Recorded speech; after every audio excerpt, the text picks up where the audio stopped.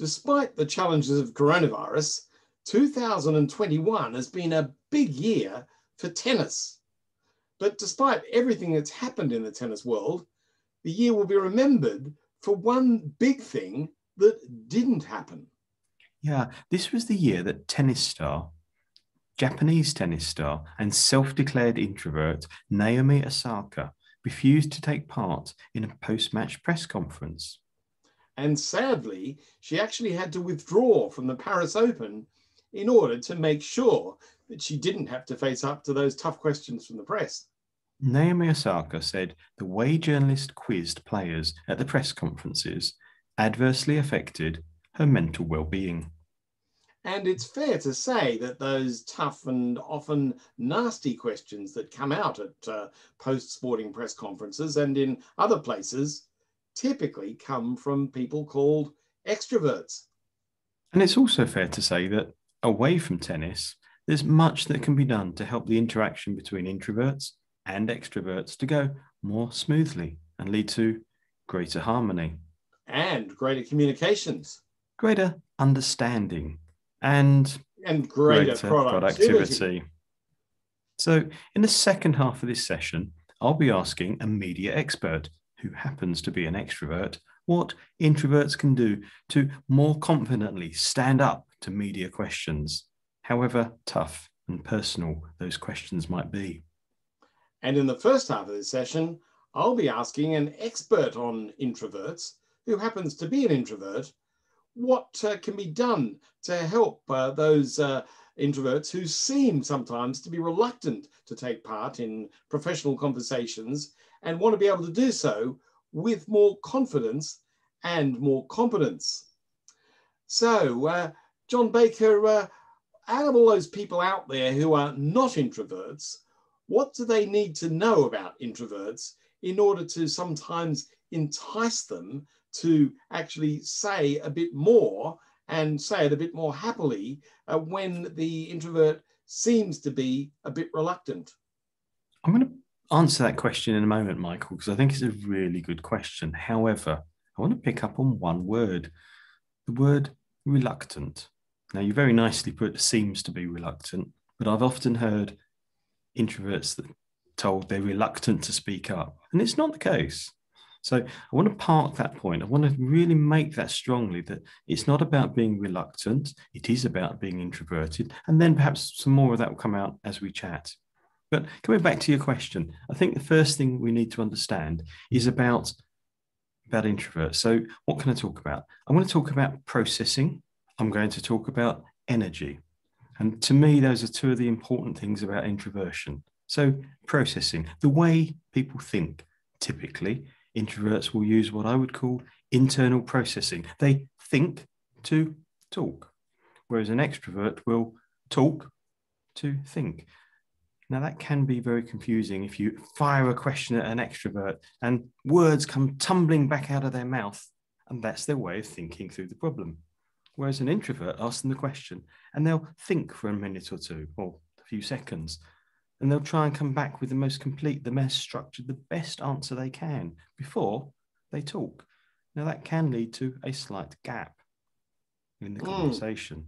And the other thing is about energy and people energy, because if introverts spend a lot of time with other people, they're liable to feel de-energized, whereas extroverts typically will grow and almost glow and absorb energy from the room when they're with lots of other people. So I think it was important to touch on those, but then what could you do? The first thing I often talk about in a business setting is advanced questions. Now, I get that all journalists can't send the questions over in advance, because unless they fixed the tennis match, for example, you couldn't possibly say, so Naomi, why did you win or lose or whatever? So that is a difficult point, but the advanced question one is an incredibly useful feature, because if the introvert's having to process and think about that best structure, if they know the question in advance, they're more likely to speak more quickly. So when faced with a situation where you've got lots of extroverted journalists facing someone like Naomi after a match, whether she's won or not, what should they be doing as far as perhaps the way they ask their questions in order to make her feel more happy about actually answering them, whether they're tough questions or not? I think one of the first things is to not overtalk. So one of the features of that gap quite often is that the introvert will stop and think. Extroverts tend not to like gaps in the conversation and will jump in and fill them. And quite often I've seen it that they take the gap as I'm not really answering it. And so they jump in and fire another question. Well, that's not really going to help. And what that says to, actually, it says, I'm going to say it says to the introvert, but he would say it to anybody in that situation. It says, you're not interested in my answer. So why the hell would I bother with it? So don't overtalk. Give people a bit more time to respond. And when it comes to, sorry, I'm doing exactly what absolutely extroverts are meant to do, interrupting you, but it was such a good point, I wanted to pick up on it. And that is, when it comes to the question, even if it's a tough question like, you know, is this the end of your career because you lost that match so badly or something like that? Is there something in the way that they inject some sort of tone of warmth or something into it, which could actually make an introvert happier to answer it? I don't think that there's a way of asking a really horrible question in a nice way to anybody, if I'm completely honest. If it's a really hard question, first of all, I'm going to come back to what I think was really the issue here. It was picked up initially that Naomi was an introvert. Actually, later on, out of it came that it was making her suffer from some kind of mental fatigue, whatever we want to call it. And I think that was much more the issue. So I think sometimes we've got to say, what are the questions and do we really need to ask them?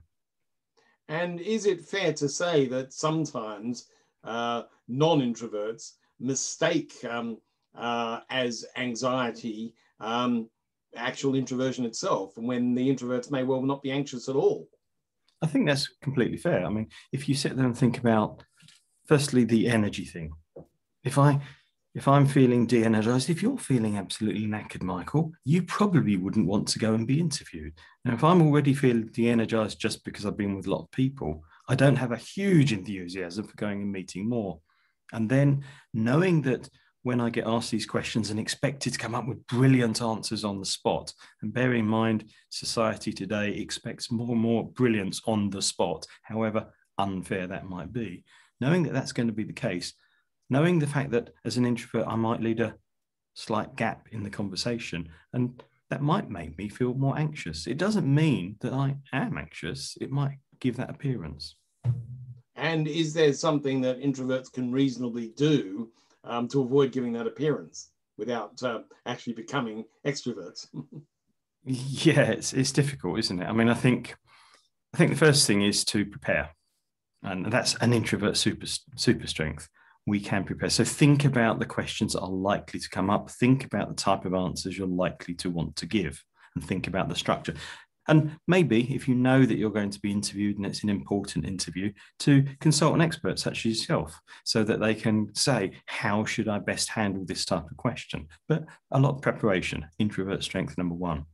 Introvert strength number 2, listen. Really listen to the question. Because very often the words, the first couple of words are not the real question. The real question comes in underneath that.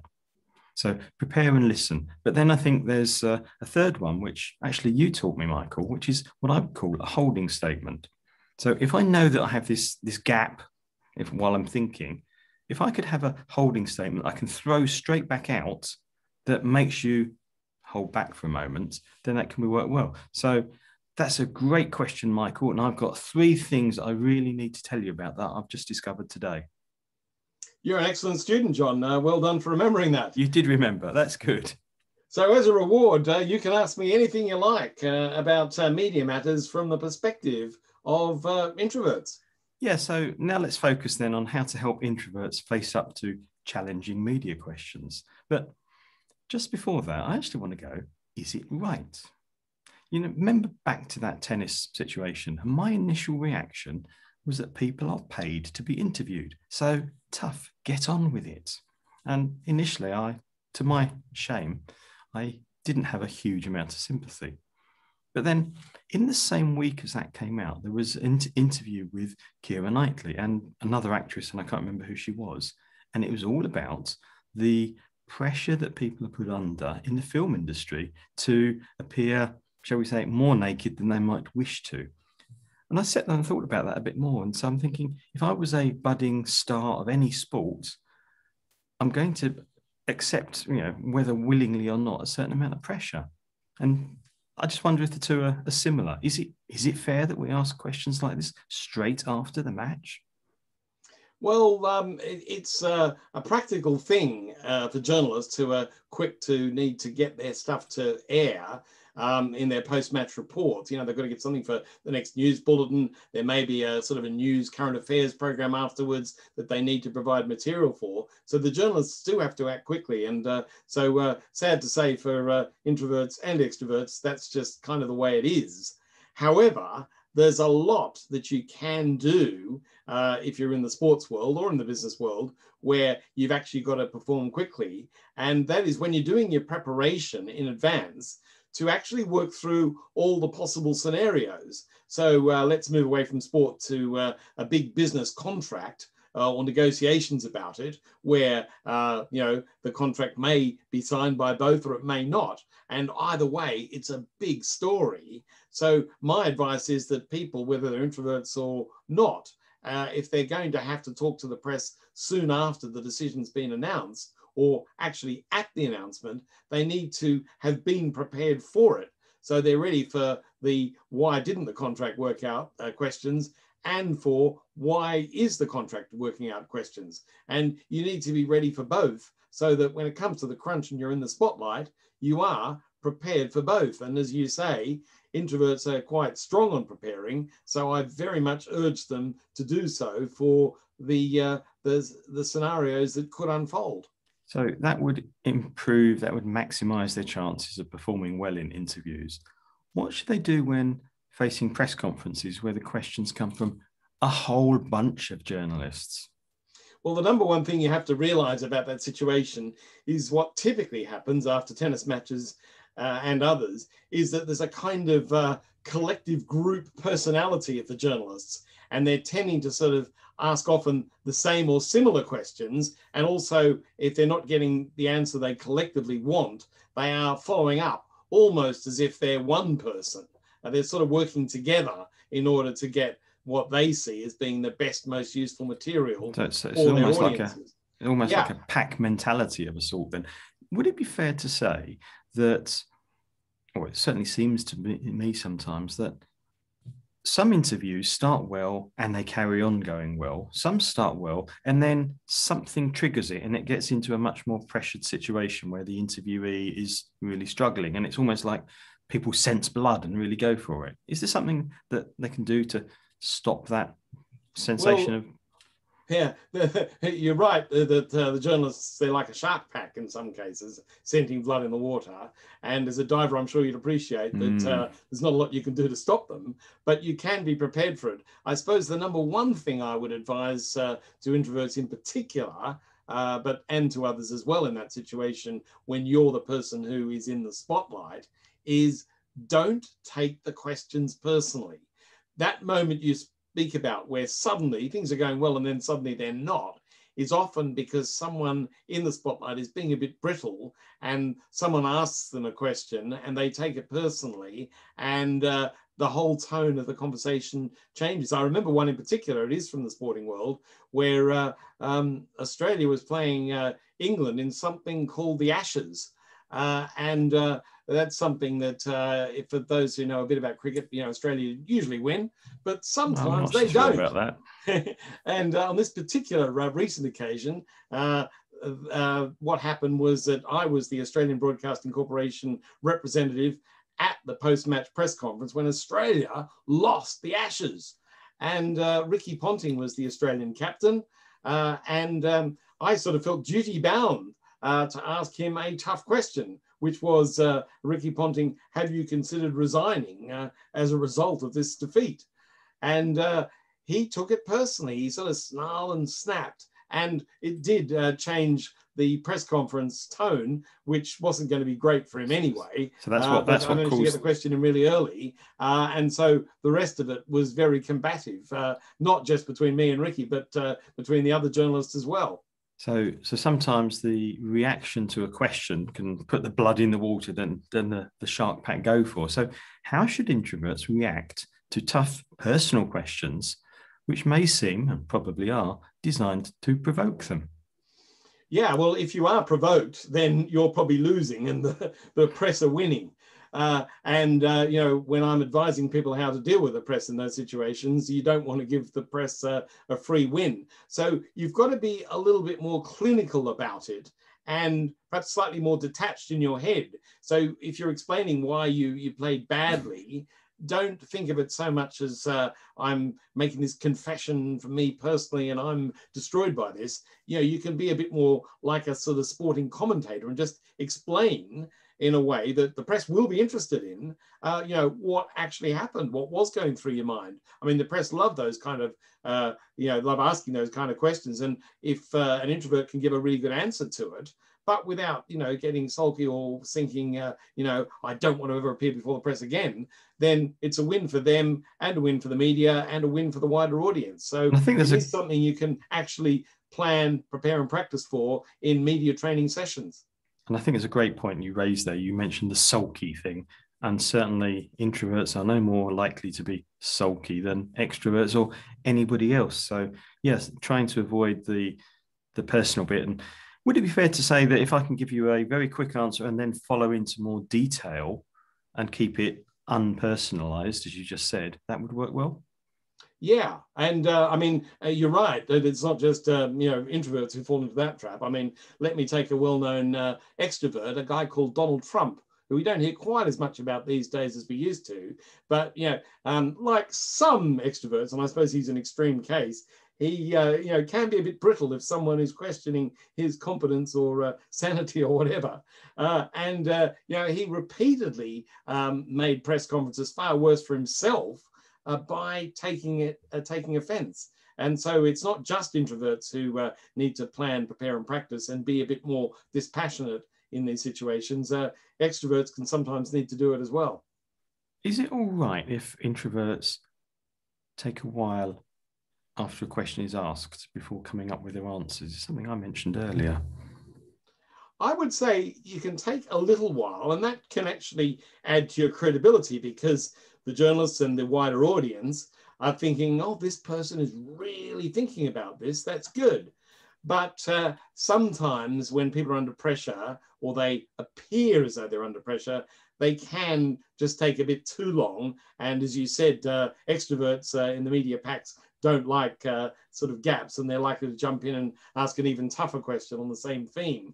So this is where I would come back to the basic premise of media training, which is plan, prepare and practice, and try to think ahead even before the match. What are the kind of things I'll be saying if I lose, or what are the kind of things I'm going to say if I win, and think them out and be ready for those scenarios so that there are things in your head that you can potentially pick out at the press conference to say in order to help you through it. Let me give you another sporting example from the world of rugby, where I and a colleague were working with rugby league players, and there was a particular problem that the team had, which was that their defense often wasn't as good as they wanted. Now, they used to get pilloried at press conferences before we came along, and we tried to change their negative into a positive, which was to talk about not so much that our defense was terrible, but in training, they were actually putting a lot of effort into improving their defense. And it was getting better, although they were a lot better at attacking than defending, but they were improving on defense, working on defense. So we got them to say things like, and you can plan this ahead, if you have a loss and it was a defensive error that caused it, they could be saying things like, we're doing everything possible to strengthen our defense, or we're trying to turn our defense into the best part of our game.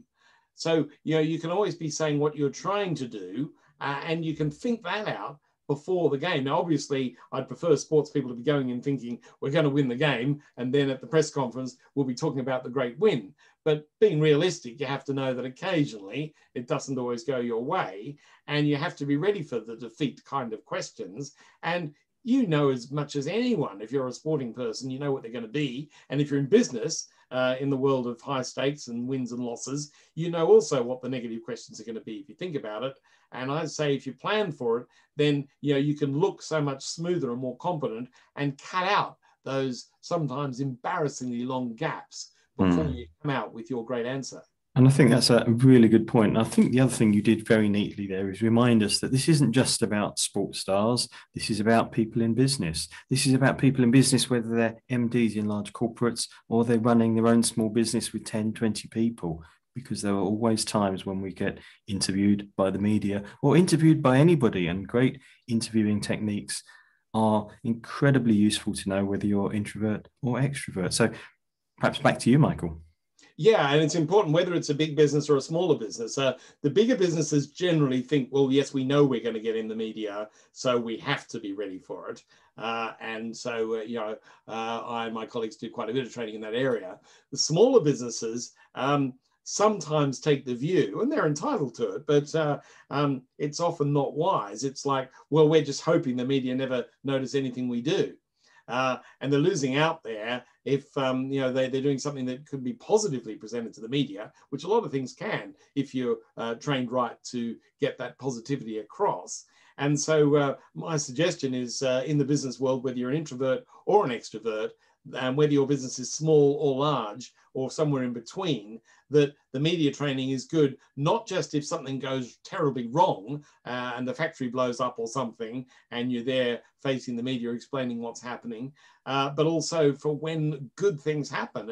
And most of your time in business you're spending trying to make good things happen for your customers and for the wider world. So if you are media trained there and you learn how to face up to the tough questions, which you'll get even on positive stories, then you and the business are in a much better place. And I guess if you therefore can get some training, and if you can work together and you can demonstrate what works well in interactions, perhaps with introverts and extroverts, and what works well, what doesn't work well, and help everybody draw out the important lessons.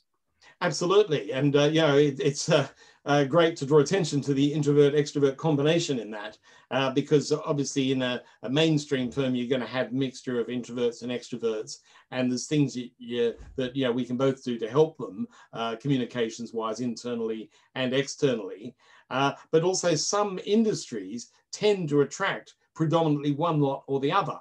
I mean, if you look at the entertainment industry, they're predominantly extroverts. If you look at TV, you walk into a BBC studio, they're all extroverts, or they seem to be. But if you walk into an accountancy firm, as you and I quite often do, it's not quite the same. You're dealing with, and often the first thing I notice is, my goodness, it's quiet here. Everyone's diligently working away. But even even introverts. I mean, even anyone of any level of competence in the business can be, trained to put the company's message across, whether introvert or extrovert.